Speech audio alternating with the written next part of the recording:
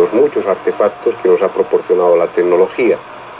Millones de pilas eléctricas como esta dan vida a un sinnúmero de objetos, de aparatos que contribuyen a hacer nuestra vida más feliz, o al menos más cómoda.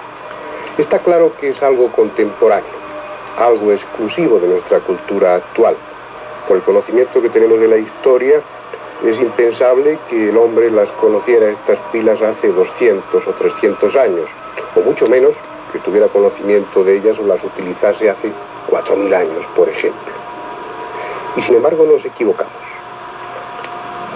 Si ustedes hojean cualquier libro como este, en el que se hace referencia a los tesoros arqueológicos que se guardan en el Museo Nacional de Irak, no van a encontrar referencia a unos pequeños objetos, a unas humildes vasijas que están, o han estado al menos, colocadas en una vitrina con el título de objetos de culto.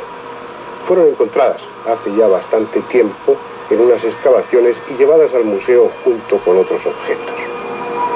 Y allí estuvieron durante varios años hasta que Wilhelm König, un ingeniero austriaco que participaba en el proyecto de alcantarillado de Bagdad, aprovechó un día festivo para darse una vuelta por el museo arqueológico y reparó en ellas.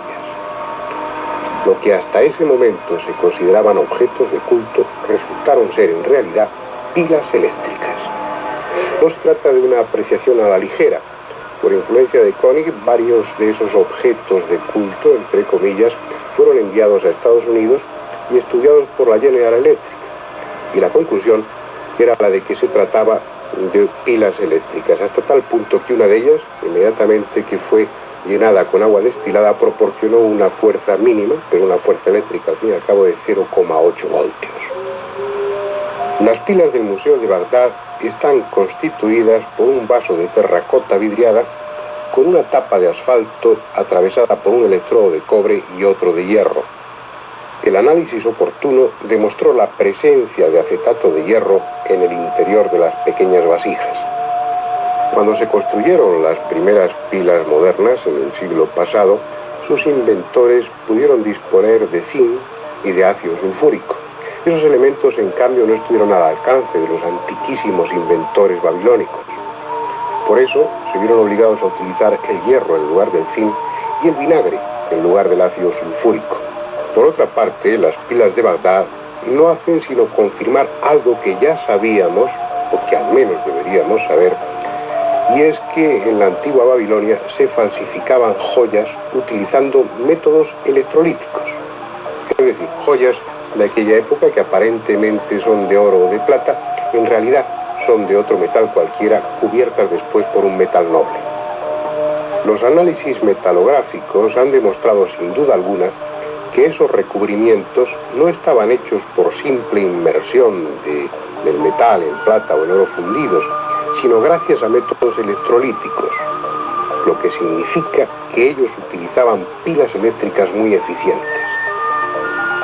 Esos métodos electrolíticos requieren unos elevados conocimientos de química, y puesto que esas joyas falsas de Babilonia tenían un depósito electrolítico de bastante espesor, hay que deducir forzosamente que en Babilonia había elevados conocimientos de química, lo cual no es nada extraño por otra parte. Las pilas de Bagdad no son un anacronismo, no son un absurdo histórico como piensa mucha gente, sino que encajan perfectamente dentro de ese contexto tecnológico. Están en una relación directa con una civilización que poseía unos elevados conocimientos de matemáticas o de astronomía. Por ejemplo, el sistema métrico decimal que utilizamos ahora está basado en el sistema métrico decimal egipcio-babilónico. Un sistema métrico decimal que era más perfecto incluso que el que utilizamos en la actualidad. El metro, este metro que es la base de toda nuestra ciencia actual y que según aprendimos en la escuela corresponde a la 10.000.000ª parte del cuadrante del meridiano terrestre comprendido entre el polo norte, no es un metro exacto, no es una unidad de medida exacta, en el sentido de que no mide realmente un metro, sino 1 metro y 48 milímetros. Dicho de otra manera, nuestra unidad de medida, relacionada con el meridiano terrestre, debiera medir 48 milímetros más. Pues bien, la unidad de medida que se utilizaba en Babilonia mide precisamente 1,48 m. No, las pilas de Valdán no son un absurdo. Lo que es absurdo es nuestro concepto del pasado, ese desprecio que el hombre actual siente hacia la ciencia y la tecnología de los hombres del pasado. Algunos, o tal vez muchos, de los descubrimientos de estos últimos siglos son en realidad redescubrimientos, inventos que ya existían en una época remota y que después se perdieron para volver a ser inventados después. La cuestión está en si ese conocimiento de los hombres de hace 3 o 4.000 años fue alcanzado por su propia cuenta o alguien se lo proporcionó.